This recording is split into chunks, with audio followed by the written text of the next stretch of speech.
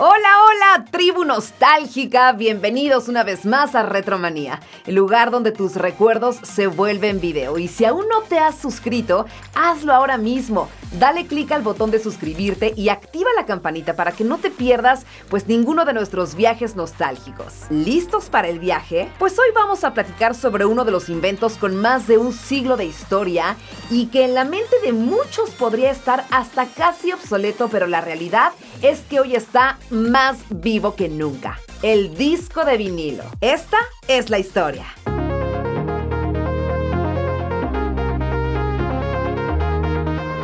¿Cómo explicar que un formato musical que parecía extinguirse en los años 80 haya regresado con tanta fuerza hasta convertirse en una de las formas más populares de escuchar música en pleno siglo XXI? Basta con entrar a cualquier tienda de discos en la última década para notar que los vinilos han vuelto a ocupar un lugar protagónico. Este soporte ha sabido conquistar tanto a generaciones pasadas como a nuevas audiencias, manteniendo su encanto intacto. Su recorrido desde los primeros años hasta la actualidad está lleno de giros, avances tecnológicos y transformaciones culturales. En este video te mostraré cómo el vinilo pasó de ser un medio sencillo para reproducir música a transformarse en una pieza de colección y objeto de culto para melómanos y apasionados de la música.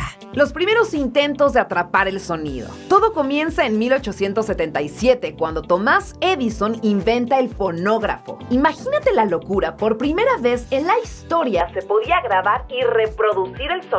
Claro, no era nada práctico, usaban cilindros de cera muy frágiles que apenas podías escuchar una vez. Unos años después, en 1888, llega Emil Berliner con el gramófono y es así como se revoluciona el invento. Ahora no eran cilindros, sino discos planos que se podían reproducir una y otra vez. Eso sí, al principio estaban hechos de goma laca, que era un material bastante quebradizo que se dañaba pues con mucha facilidad. Y antes de Edison ya había intentos por atrapar el sonido. En 1857, el francés Leon Scott inventó el fonoautógrafo, que básicamente lo que hacía era dibujar las ondas del sonido en una superficie, aunque pues todavía no se podían reproducir. Años después, en 1877, otro francés, Charles Cros, propuso el paleófono, una idea para grabar y reproducir audio, pero pues no alcanzó a construirlo. Y justo en ese año, Thomas Edison se adelanta con el fonógrafo, el primer aparato funcional para escuchar sonidos grabados.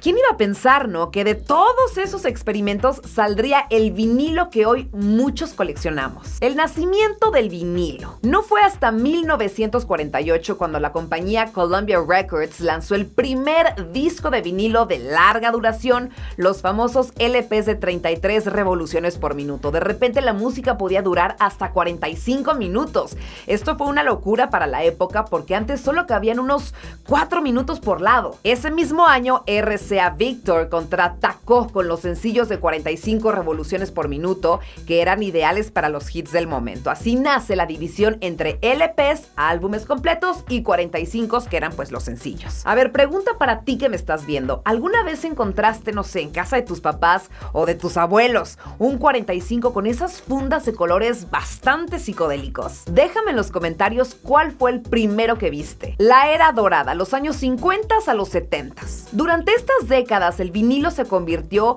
pues en el rey absoluto de la música. Bandas como The Beatles, The Rolling Stones, Led Zeppelin, Pink Floyd o David Bowie llenaban las tiendas con discos que no solo eran música, eran unas verdaderas obras de arte. Las portadas se volvieron todo un lienzo creativo. ¿Tú sabías que el mismísimo Andy Warhol diseñó portadas para The Velvet Underground o para los Rolling Stones? Y sí, muchos compraban vinilos no solo por el sonido, sino porque tener la portada era pues como tener un pedazo de cultura en las manos. Y bueno, ni hablar del impacto cultural. Las tiendas obviamente de discos se volvieron puntos de encuentro, casi pues como templos sagrados donde la gente gente compartía descubrimientos, recomendaciones y en muchas ocasiones iban hasta ligar. Vamos a platicar del sonido del vinilo. Y aquí es donde está la verdadera magia. El vinilo no es digital, es analógico. Eso significa que el sonido pues no está hecho de ceros y unos, sino que la aguja del tocadiscos sigue literalmente un surco físico que traduce las vibraciones en música. Por eso muchos dicen que el vinilo tiene pues un sonido más cálido, ¿no? Más real, incluso con esos típicos crujidos que lo hacen verdaderamente único. A ver, pregunta rápida. ¿Tú eres del team que amas esos ruiditos del vinilo o prefieres la limpieza del audio digital? Cuéntamelo aquí abajo. El declive, la llegada del cassette y del CD. En los 80, la industria musical dio un giro bárbaro. Apareció el cassette portátil, grabable y perfecto para el famoso mixtape. Y poco después, pues el CD con un sonido digital, mayor durabilidad y un tamaño, pues sí, mucho más práctico. El vinilo pasó de ser el rey a ser visto como un dinosaurio. Y en los 90, bueno, pues prácticamente desaparece del mapa comercial. Si creciste en esa época, tú seguro recuerdas cómo las tiendas cambiaron de viniles a torres y torres de CDs. El regreso inesperado del vinilo. Pero el vinilo nunca murió del todo. Coleccionistas, DJs y amantes del sonido analógico lo mantuvieron vivo en la sombra.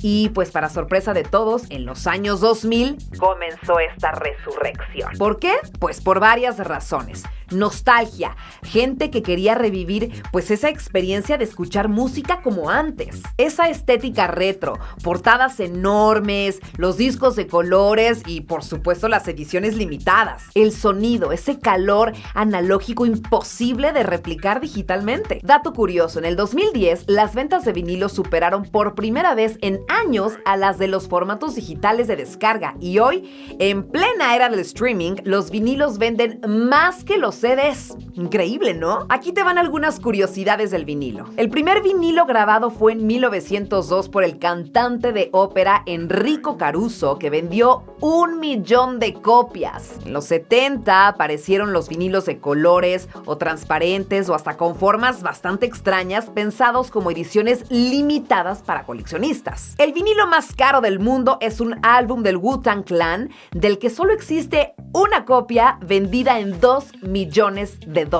Y claro, el disco más vendido de la historia en vinilo sigue siendo Thriller de Michael Jackson, seguido por The Dark Side of the Moon de Pink Floyd y Back in Black de AC/DC. ¿Tú te imaginas tener alguno de estos en tu colección? El vinilo en la cultura pop. Bueno, hoy en día el vinilo pues es mucho más que música, es moda, es estilo de vida y por supuesto cultura retro. Lo vemos decorando cafés hipsters, murales de tiendas vintage y hasta como accesorios pues en playeras y ropa. Además, los artistas actuales también se han subido al tren. Desde Adele hasta Bad Bunny lanzan sus discos en vinilo. Muchas veces, pues sí, en ediciones de colores o con portadas alternativas que se convierten en piezas, pues sí, de colección. El ritual del vinilo.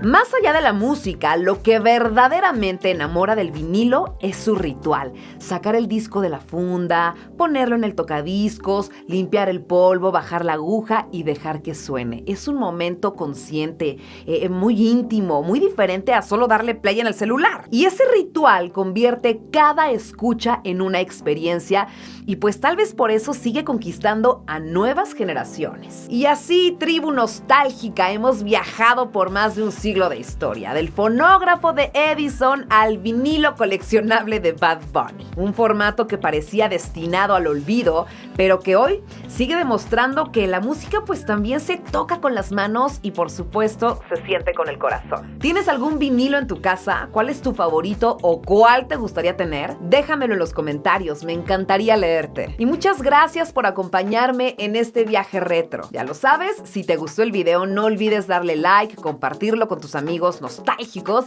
y suscribirte al canal para más contenido semanal. Yo soy Gina Corona y te espero la siguiente semana en un episodio más de Retromanía. ¡Hasta la próxima!